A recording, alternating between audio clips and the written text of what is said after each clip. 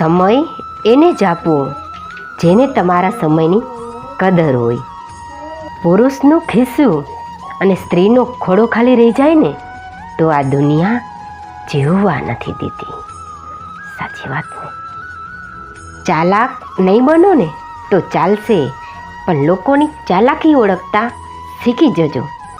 કેમ કે ભોળા માણસને દુનિયા મૂરખ સમજે છે કે દીકરો ગુસ્સે થાય ને તો માતા પિતા કહે છે તેનો સ્વભાવ નાનપણથી જ એવો છે.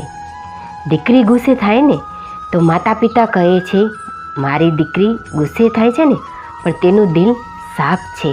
પણ બહુ કોઈ વાતે પણ ગુસ્સો થઈ જાય ને તો એ જ લોકો કહે છે કે તે ખૂબ જ ખરાબ છે, ખૂબ જ ખરાબ સ્વભાવની, બગડેલી છે, કોઈ સંસ્કાર જ આપ્યા નથી, અથવા તેનો પરિવાર જ આવો હશે. ગઢપણ કે કેવું છે ગઢપણ, ઘરમાં ફાવે નહીં અને બહાર જવાય નહીં, એનું નામ છે ગઢપણ. ભાવે એ ખવાય નહીં, ખાવા મળે એ ભાવે નહીં, પોતાના જ ઘરમાં પારકું લાગે એનું નામ છે ગઢપણ.